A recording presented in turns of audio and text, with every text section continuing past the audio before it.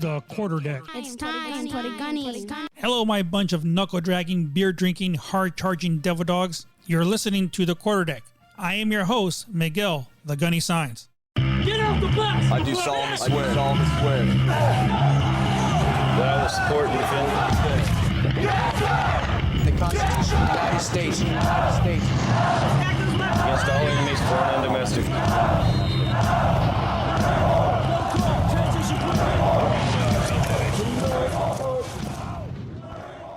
Good morning, everyone, and I hope everybody's having a great weekend. For me, it's been going pretty good. The weather here in Arizona has been starting to change. It's been getting a lot cooler every single day. This morning, went out on a walk with Gunny, and it was a nice 65 degrees out here, which is a little cooler out here for Arizona, which is great because I'm glad that the fall is finally here, which means that the 3-digit temperatures are eventually going to go down. Today, I just checked the weather, and it's going to be a high of 96, so yay to us that the weather is going to be starting to change. So this week here on the quarterdeck, we're going to just talk a little bit back about the past and things like that happened and stuff and everything while I was still on active duty. And the main thing that I want to talk about is that I was talking to one of the Marines the other day, and we were talking about the Crucible. We were talking about the fact that back when I came into the service back on 6 September of 1995, we did not have the Crucible. We had Marine Combat Training. BWT, Basic Warrior Training, is what we had. You know, everybody remembers that, the 1-1-1-2 back, stomp, groin pull, things like that. And it wasn't until I went to drill instructor school in 2004, after I got back from Iraq, from the initial invasion down there when we were down there, that I actually went through the Crucible. And if you guys can remember, General Krulak is the one that came up with the Crucible because he wanted to build more camaraderie and teamwork amongst the recruits that were coming out of recruit training, because in his belief that would make better Marines and make them think more about situations that were going on. So here we are, about 3/4 of the way through drill instructor school, and we headed down to Camp Pendleton, California to go through the actual Crucible ourselves. But of course, being a drill instructor class, it wasn't that we were going to go through it ourselves, but we were actually going to be going through with a company of recruits so we can see what the drill instructors actually did throughout the actual Crucible itself. So I got to tell you guys, that was kind of interesting because we got an opportunity to actually go through the things ourselves with that company. And I'm going to tell you, being that it was the first time any of us were actually seeing the Crucible, well, I take that back because we did have a sergeant that had only been in the Marine Corps for less than 4 years, and he was already a sergeant.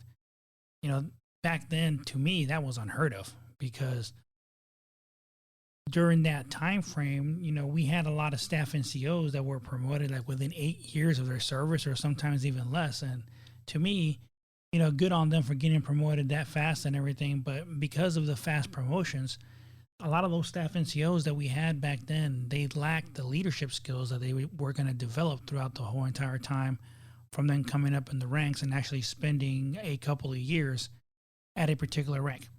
For example, for me, when I first came into the service, when I came in 95, I re-enlisted for the very first time as a Lance Corporal. You know, and I used to tell my Marines that story, and they were like, what? Like, did you get in trouble? Were you not able to get promoted, or what the heck was going on? And I had to try to explain to them that, you know, back then it was harder to get promoted. It wasn't that easy. You had to actually spend your time in a certain rank and actually earn the cutting score in order to get promoted. You know, yes, there was opportunities to go on meritorious promotion boards and get promoted a lot sooner, but that was the normal back then. You know, so I re-enlisted as a Lance Corporal, and then once I re-enlisted, I'll say about 4 months later afterwards, that's when I picked up the rank of Corporal. And so it was very different. So back to our story down there with the Crucible. So we get there and we start doing the Crucible, and, you know, we get up early in the morning just like everybody does. And we were paired off to drill instructors of a company that were down there. And we went through the same exact routes that they were going to go through with the recruits. And we were able to see how they conducted all of the obstacles, all of the courses, and moving basically from point A to point B to get started on that Crucible Day. Now, we did both days. We did Crucible Day 1 and 2, the day movement course and the night movement course. But not only that, but we also ran it ourselves. We ran it ourselves, so we have the opportunity to learn exactly what the recruits were going through and stuff like that. Now, I mentioned that there were some Marines that were down there that have only been in the Marine Corps for a couple of years, and they've actually gone through the Crucible before. So, those of us that were there that had never actually gone through it, we kind of depended on them to make sure that they let us know exactly, what to expect or what to go through, because we had no clue. And this was the first time that I've actually done the actual hiking down there in Camp Pendleton, because if you guys can remember, we talked about this, maybe about 4 months ago, that we talked about my time going through recruit training. I went through recruit training at Marine Corps Recruit Depot in Parris Island, South Carolina. As many of you guys know, there are no mountains down there. We do all of our humps, our hikes on the flight line. We have flight line that we pretty much walk around in circles till we get all the distance that we're supposed to get. Well, here at Camp Pendleton, there's actual trails and everything else that you take, dirt roads, and not to mention the famous Reaper is down there, which is the last mountain that the recruits go over once they're getting done with the Crucible on their way back down to Edson Range to have their warrior breakfast. And for me, we looked at it, I had seen the Reaper before, because when I was down there stationed there in Las Flores, we actually ran and hiked up it ourselves, but it was a bit different going up of it this time, because we were actually going up it with recruits and the drill instructors. And the mentality, is that the drill instructors are going to be going up and down that mountain, making sure the recruits can get up there. So yes, we had to get used to running up and down that freaking thing, because we had to make sure that we showed the recruits that, that we were capable of doing it. So there's no reason why they couldn't do it. So we went up that mountain, got to the top, and we actually got to see the little ceremony that they do on top. Now, back then, they did not do the Eel Globe and Anchor ceremony up there anymore. What they did was that the series commander got the whole entire their series, and then the company commander talked to all of them together about the history, the traditions, what it meant, the Medal of Honor recipients that we talked about up there. And then once we were done with all that, we got all the recruits together again. And then we started heading back to Edson Range so we can have the final formation there, where the first sergeant gave them this motivated speech and stuff and everything else before we send them down there to have their warrior breakfast. So that was interesting, because, there is a big debate on whether, the Crucible really does what it's supposed to do, and do the Marines actually learn the things that they're supposed to because they do the Crucible. To me, hey, whatever. It is what it is. The Marine Corps changes throughout the years. The mentality of the way that it goes, it's going to change. When we did basic warrior training, BWT, we learned not MCMAP, but we learned combat training skills, hand-to-hand combat, stuff like that. We learned the same thing, working with a weapon, with a bayonet, doing courses in that nature. I think the most fun that we did when I was down there, that I can remember anyway, in Parris Island, is that we did the boxing ring, the Thunderdome. We did all that stuff. And even here, when I was a drill instructor down there at MCRD in San Diego back in 2004, we had that as well. And we were able to actually, get the recruits motivated to get them to do the things that made them more competitive, which was important to, to us, to make sure that we got the recruits to be competitive. And they learned what it actually meant to work together as a platoon to be able to earn the different types of trophies and everything that were out there, from actual initial drill, the highest PFT score, the rifle range, all those different things. And, and to me, the Crucible really has nothing to do with that, because it's just another obstacle that you got to do when you graduate. But hey, to each its own, right? So yeah, so you guys let me know. I don't know what you guys think, what you believe, and do you guys think it's necessary still? Is that something that everybody should still be required to complete?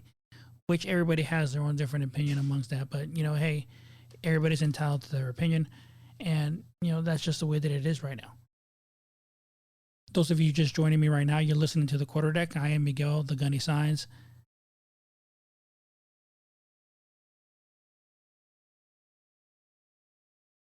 As we get closer, now it's already in September, is almost over, and we move into October, getting closer to the fall holidays.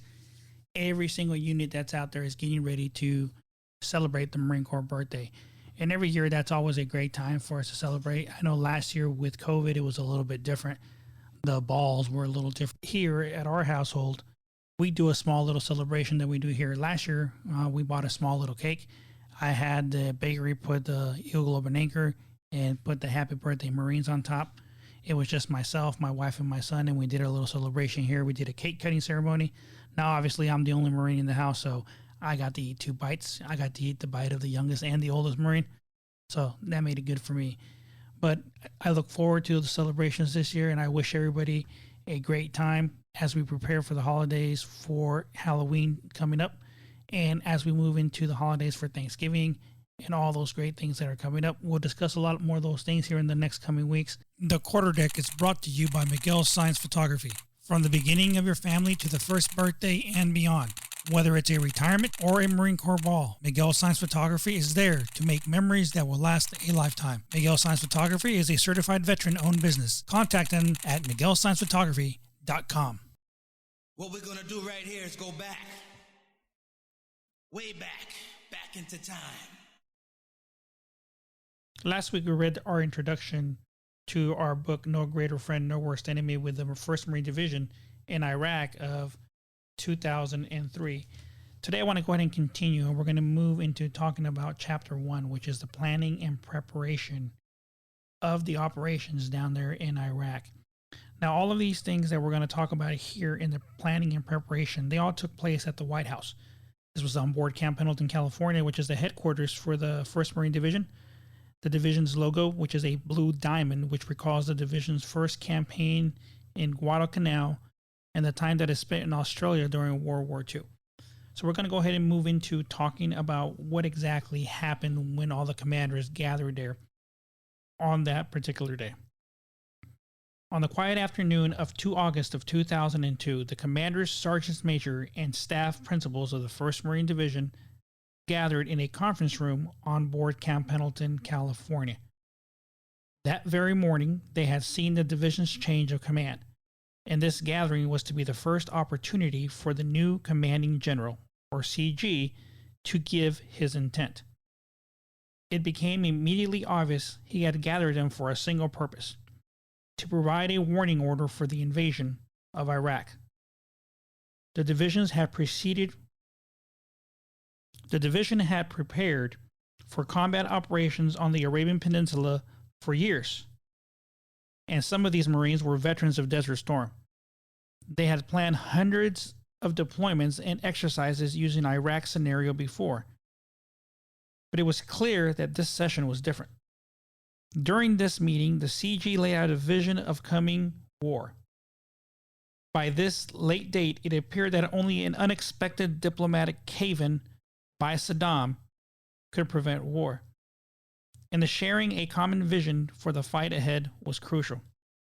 The leaders gathered here would oversee the preparation, training, deployment, and combat victory of the 1st Marine Division over the nation's foes in Iraq. The commanders gathered this afternoon were sternly reminded of their responsibility for the destruction of the Iraqi army, should the president call, and were challenged to prepare the Marines to live up to the Corps' high standards in combat. They had no doubt that they would leave a proud legacy for those who came after them.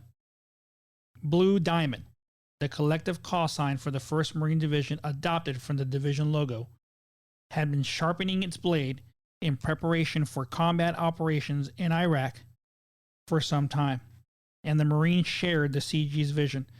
The vision of the fight was one of speed and lethality.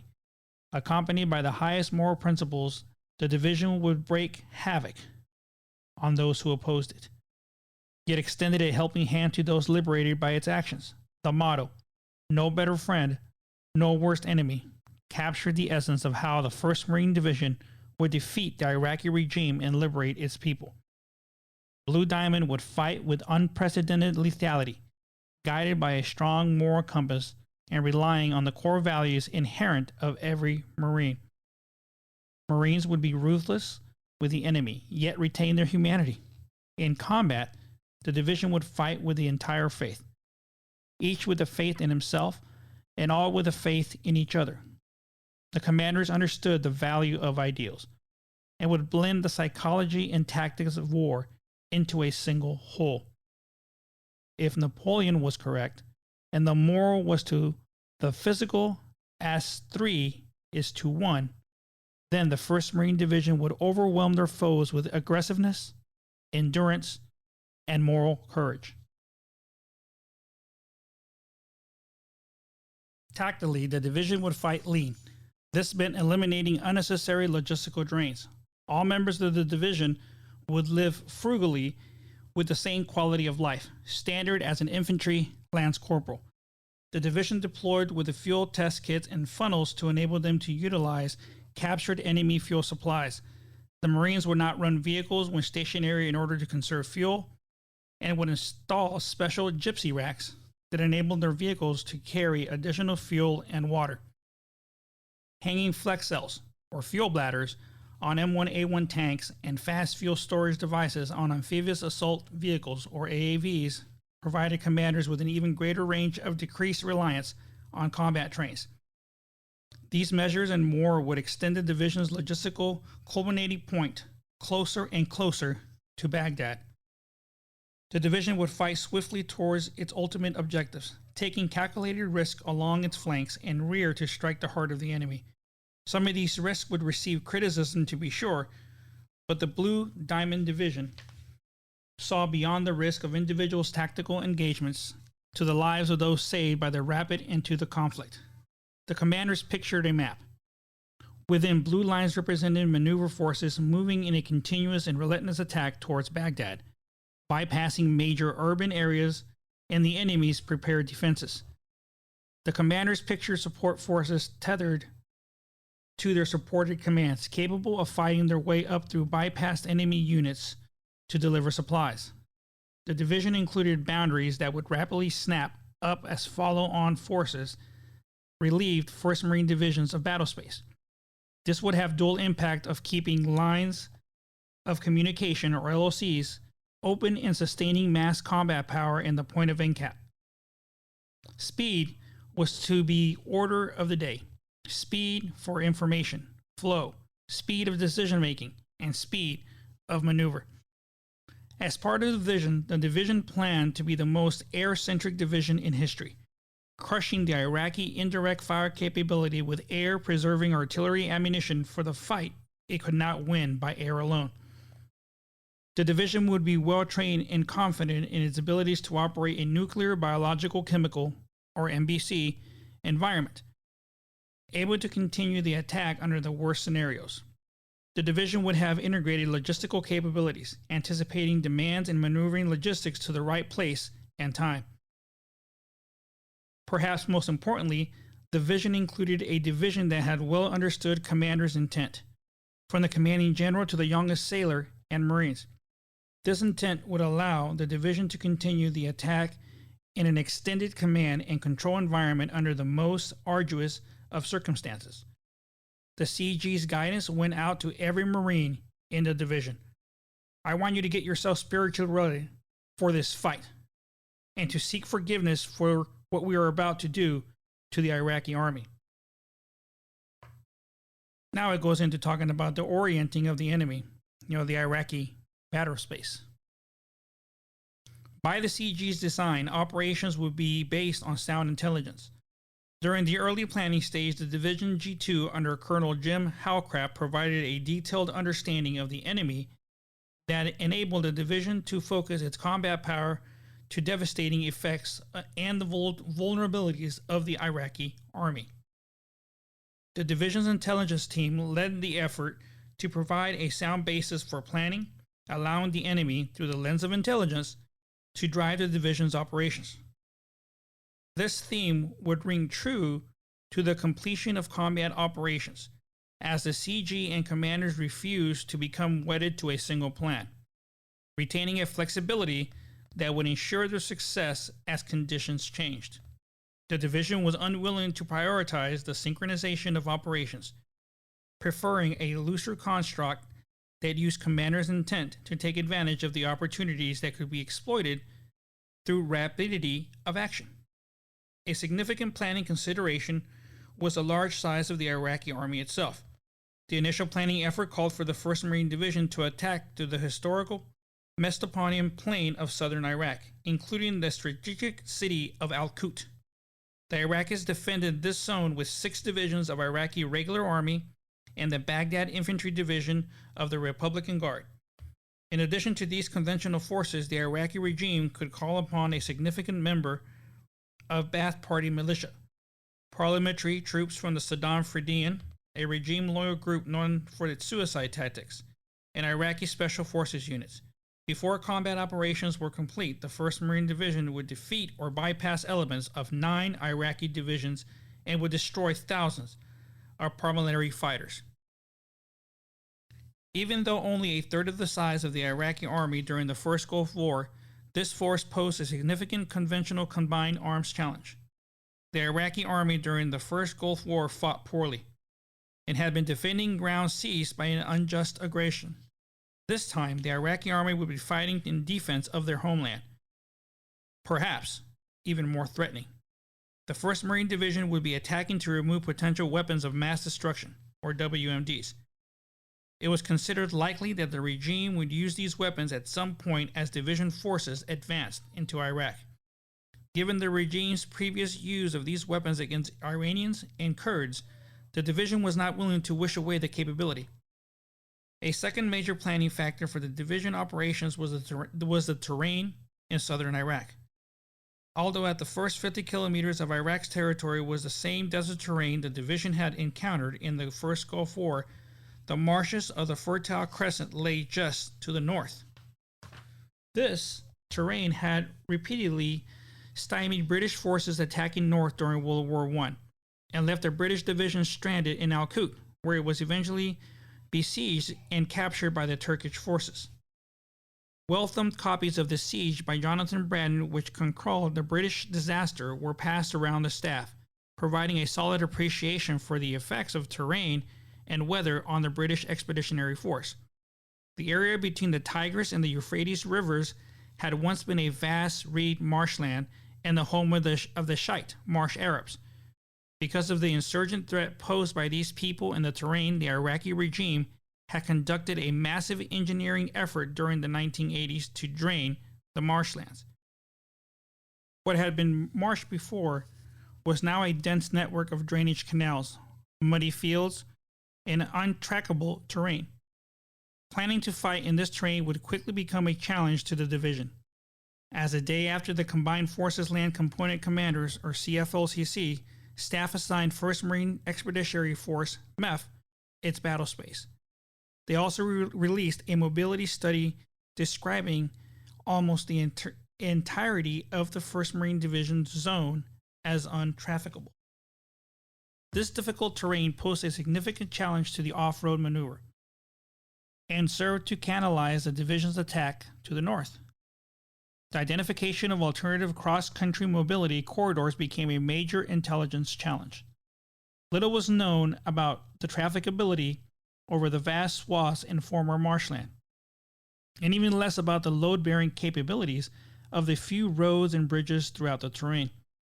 In any serious defensive effort, the Iraqis would certainly take maximum advantage of this terrain, destroying bridges, mining culverts, and using inundation warfare to delay the division's advance.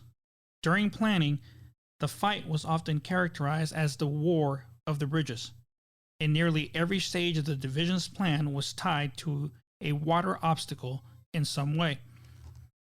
The most pronounced feature of southern Iraq was Jabal Sanaa, also known as Safwan Hill, or Hill 451, for its map designation.